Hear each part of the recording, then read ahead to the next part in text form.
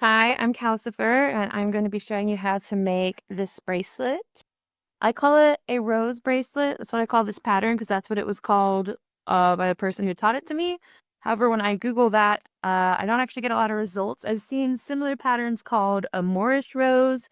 I've also seen Mobius rose and then like flower chain. Everyone seems to agree something floral is going on here, so I'm going to keep calling it a rose pattern. It's basically just a bunch of these guys chained together. I'm going to show you how to make that today. There's two different versions I like to make. This is just a fully closed chain, which is, it takes less supplies. It's easier to do, but you have to have it perfectly sized to slide onto someone's hand and not fall off. Whereas this one has a clasp that you can get just at Michael's. So it's a little more versatile. It can fit a wider range of wrists. So that's better for if like you don't know who you're making it for. Like I make these for raffles sometimes, and I like to use the clasp just so there's a wider range of sizes. You can also use a range of sized rings. Like this one is made with much smaller rings. I don't like this as much. Like it's a little more delicate looking, I guess, but this is my favorite size. This is 14 gauge. And I think that's a perfect strength for rings because if it's any weaker, if this strength I can't bend with my fingers. If it's any weaker, you can bend it with your fingers. That works for some projects, but not so well for bracelets because as you wear it and you rest your arm, you'll bend your rings. It's not great for jewelry on your arm. And any stronger and it's way too hard to work with. These are aluminum rings. I like them because I think the colors are really bright on aluminum.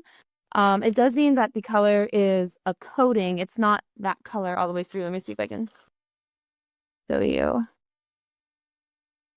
Just gonna open this ring up real quick. Let's see if I can get the camera to focus that close. I don't know if you can see, like in the center of this ring, it's silver. The pink is just a coating. So you can chip that coating off if you're not careful, and it does fade over time. All my old bracelets are silver. But I'm still a fan just because the colors are so bright. You can actually change the color of rings with electricity. That seems terrifying to me. I'm happy with just getting colorful aluminum rings that someone else has colored for me. Gabo did a great chainmail class. If you're looking for more general chainmail information, you should definitely check out that video. It was done in September. I'm just showing you how to make a pretty bracelet. So I guess we'll get started. You got your color scheme. I am a big fan of the rainbow color scheme. I think it's really cute. But today, since it's close to the holidays, I picked out some red and green chains. So to start off, you just need a ring. I am using pliers that don't have teeth. You can get away with using teeth pliers if that's what you have, but you need to be careful because you can scrape that coating off like I was talking about. These smooth edges are much better. Needle nose that are like round all the way are the best for if you're trying to be careful, but I'm just using what I have. So first, I'm going to take my ring and open it. They all start a little bit open, but you need it more open than like its basic default starting. I'm going to take a second ring of the same color, slide it on, close it. And when I close it, I go a little bit past where it lines up. So when I let go, it kind of springs back. And that's just something you can get a feel for as you keep working with the rings. But you really want a nice closure because even a little gap, like this one that I haven't closed yet, they can end up lining up the little gaps and coming apart. When I have a little gap like this, I open it more and then close it again. It's just easier than trying to do a minute movement with that little amount. So we have two rings together. Next, you're going to add a third into this space where they overlap like a Venn diagram. So pick up the third. I'm going to open it up with my pliers. And slide it into where they overlap. Close it.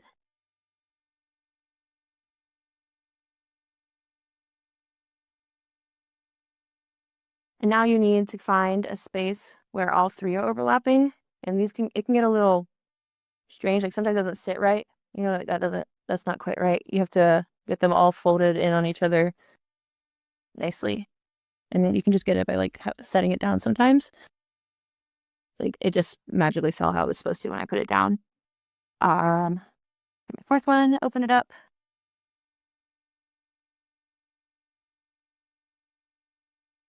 Slide it through all three. Closing it.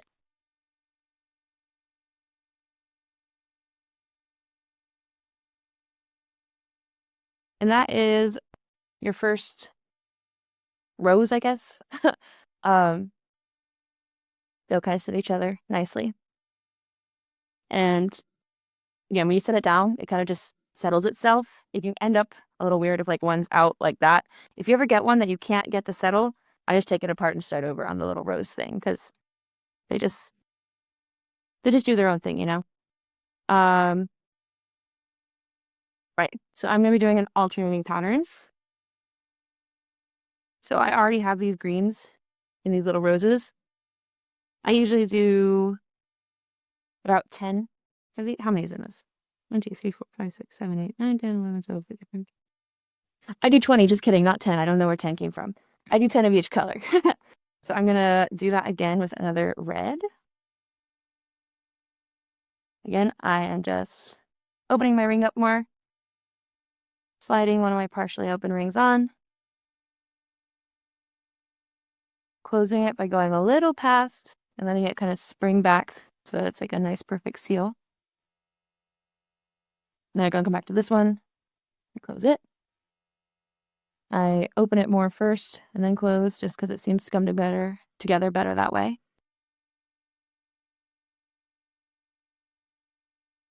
Get my third ring. Open. Slide it through. Oops, there we go. Slide it through where the two of these overlap. And close it. I almost scratched the coating off. If I ever scratch a ring, I just throw it out and grab a different one. It's not worth trying to fix it or anything. I got these from Etsy. That's where I get my rings from. They've got a nice selection of colors on there. Okay, so I've got my 3. I'm finding where they all 3 overlap and laid nicely together. And sliding 4th ring. Close it. That's another repeat of the pattern. So to assemble these into a bracelet, I'm going to lay these 3 out. And I have a connecting color. I just went with black. I usually like silver because I think it makes kind of a lighter look overall, but I'm currently out of silver. This is what the black connecting pieces usually look like. And this is really simple. I'm just opening my black ring pretty wide because you're putting 4 rings on here. Taking one of my roses, sliding the black ring through that gap where all 4 overlap. And now I'm going to take the next one in the pattern, one of my green ones, and do the same thing again, letting it through where all 4 overlap. So I now have 8 rings on this one little black one, so it can be a little tight for space. And then I'm going to seal this black one back up. There we go. I went a little too close on the sealing. That's what that clicking sound was. And so now you have your first kind of connected unit of the bracelet. So we're just going to do that 20 times basically. When you're selecting your colors, these are complementary colors, so they usually look pretty good together. I usually try to do each unit one color though. I don't like to mix the colors in here because I think it looks a little messy. I tried that with this one and you can see it just kind of looks a little messy. Like there's like dark blues and greens in each individual rose here and like some silvers. And I don't know, I'm not a fan of it. But you should definitely experiment with colors and find what you love and what works for you.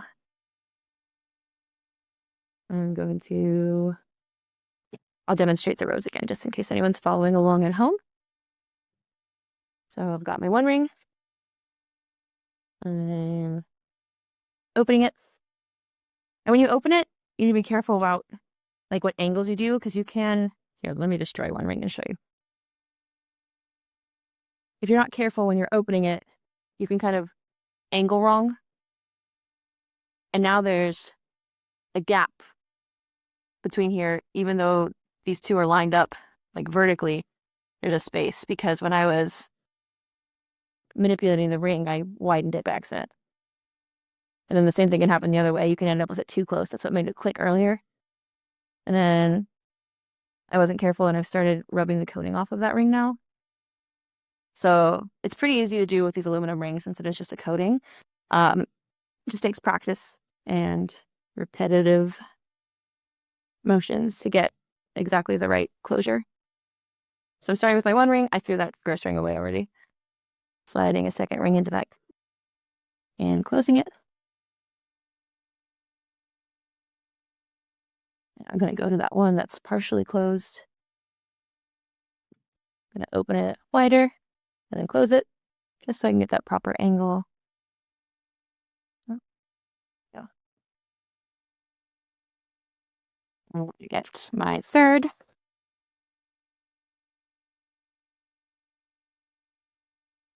I'm going to slide it where those two overlap.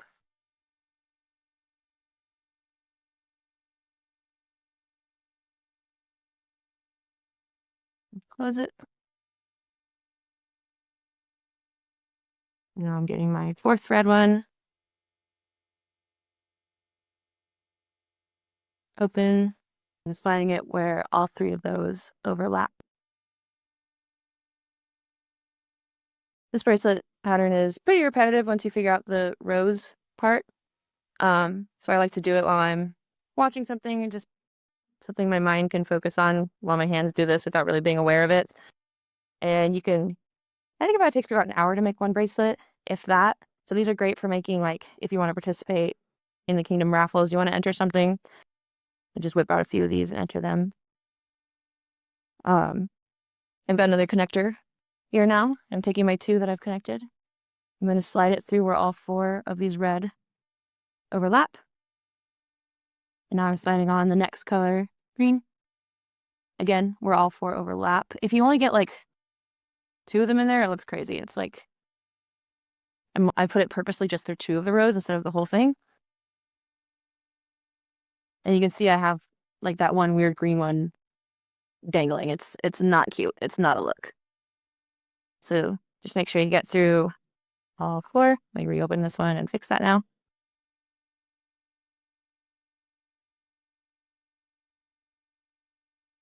And then it's sitting weird. I don't know how good you can see it on the camera. I just pick it up and let it fall and settle itself. Now it's behaving. Slide it on the connector. Close it. And then the other thing is, if you work a ring too much, like this black one I've now open, closed, 4 times, you can warp the ring and give it like a sensitive spot and it can end up cracking. So you don't want to overwork your rings too much. If one has had enough of manipulation, just throw it away. The rings aren't that expensive. And it's not worth having your bracelet break later over a silly ring.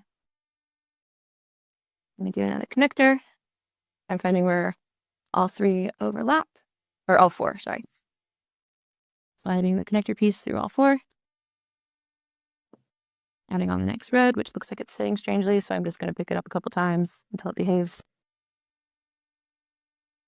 Slide it on. Oh, I missed one of the reds. I have one of those danglies, so I'm going to take it back off, make it sit properly, and try again.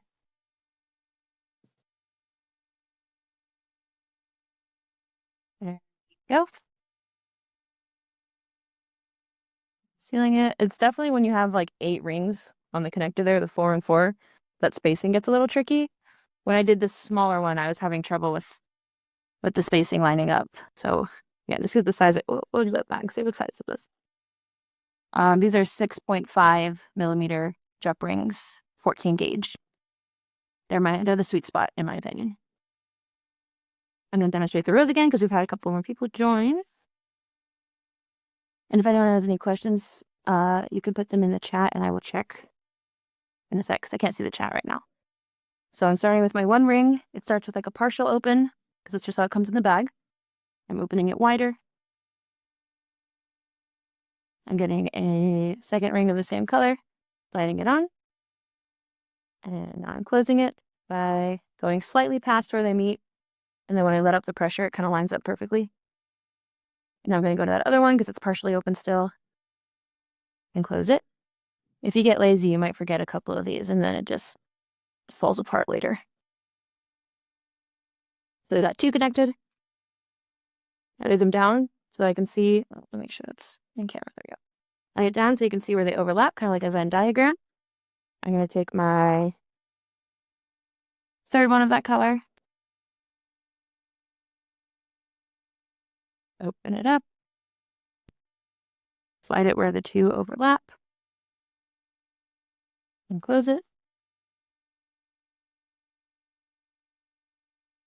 I like when it makes that slight clicking sound. I don't know if you can hear it, but that means the metal of each side is touching pretty perfectly. That's why I know I've got a really good closure. I set it down so it can settle. My 4th ring, sometimes the rings get all connected in the bag and you have to kind of unconnect them, which can be a little annoying. But sometimes you get just 2 that are connected and it gives you a little head start on the rows. Right. Open. Slide it where all 3 overlap. And close it. And that's how you make the little individual roses. I really like these closures. I get them from Michael's. They're pretty cheap. I find they're pretty large in size so that they're easy to open and close. There's a couple different styles of bracelet closures if you want to go that route.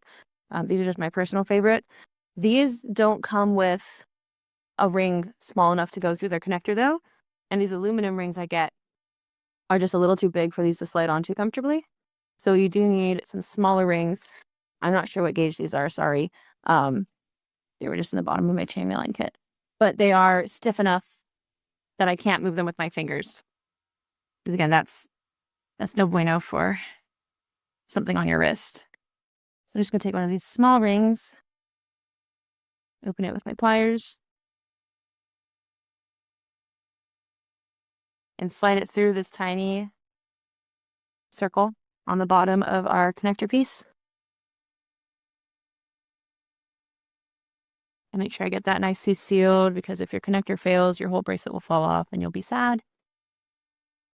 And now this is ready to attach to this bracelet once it's more than 4 links long.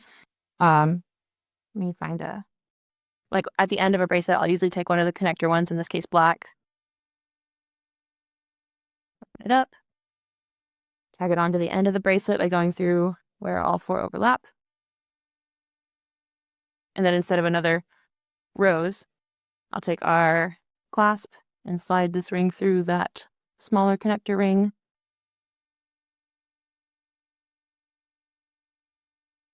Close it nice and tight. And that's how you can have a bracelet that's a little more size friendly to whoever owns it, to whatever size wrist. Yeah, they're accessible at Michael's and they come in different colors. I'm just gonna keep looking at the pattern now, I guess. Add some reds. I take 1 ring. Actually, let me check for questions while I'm here. Let's see. Okay, we do not have questions yet. I must be an excellent teacher. We take our 1 ring. We open it. Oh, I switched what hands have which pliers, which you wouldn't think matters, but for some reason it does. Wait, now I don't know. I'm just gonna go with it. Taking my 2nd ring, sliding it onto the open one. Closing. Oops.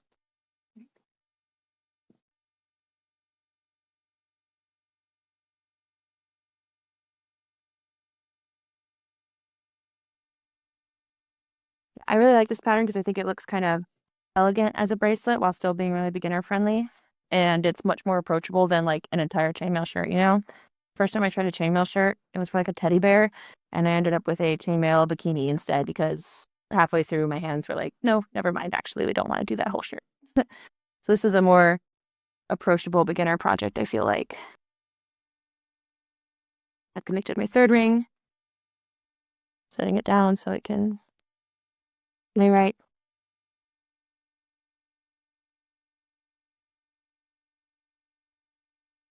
Fourth ring. I'm sliding this ring through where all three of these overlap.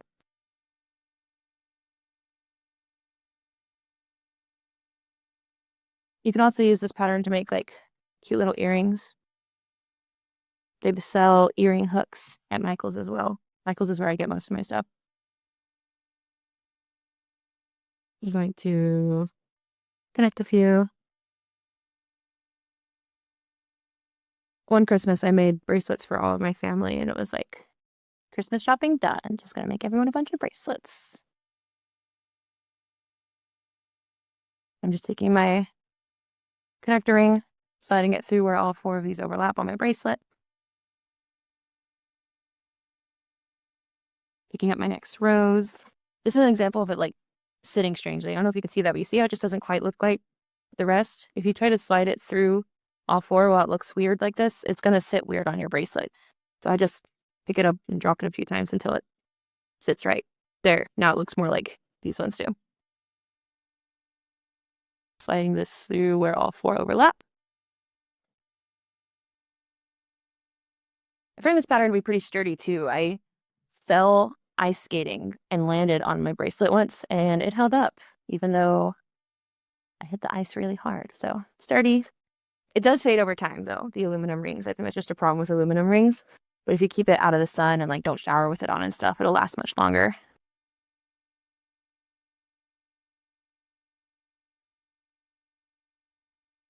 Sliding the connector piece through where all those overlap. Go. I don't even remember who taught me, like where I learned this from.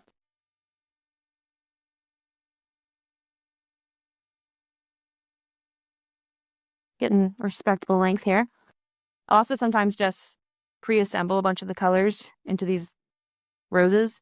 That's what I did with my green ahead of time, so that even if I don't know what pattern I want to do, I'm making progress so that when I do understand what colors I want to do, they're like already assembled for me. It's a nice way to save time and do something with my hands that doesn't really require my head to be present.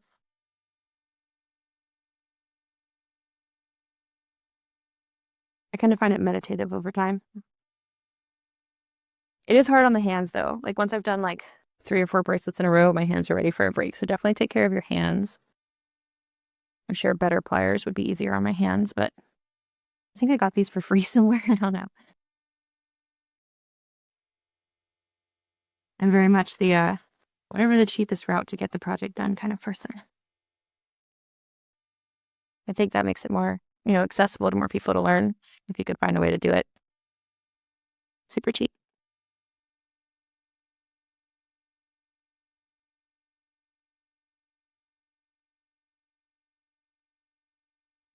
And whenever I'm making a bracelet for someone whose wrist size I don't know, I always try to err on the side of too big instead of too small because it's super easy to just take a couple links off if they need. Not so easy to pull extra links out of thin air.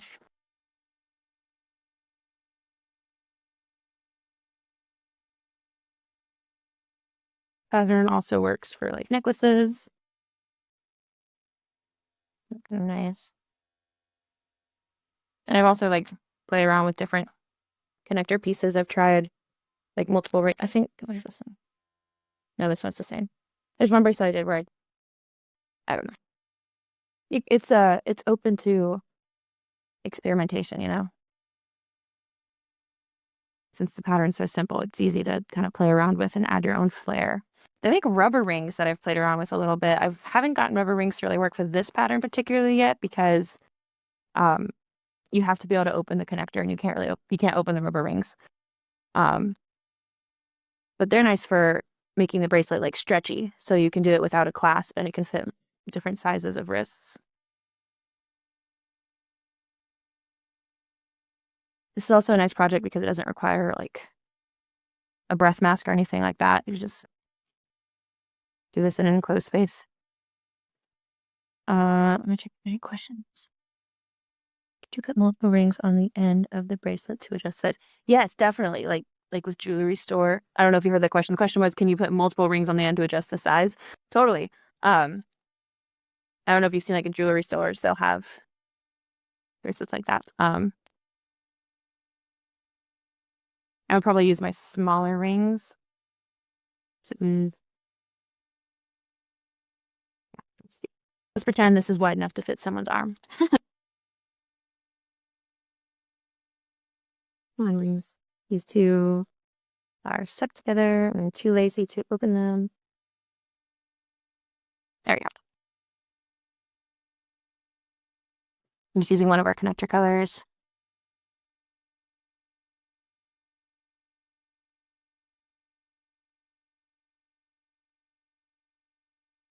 Then you could just add on a chain of those smaller ones.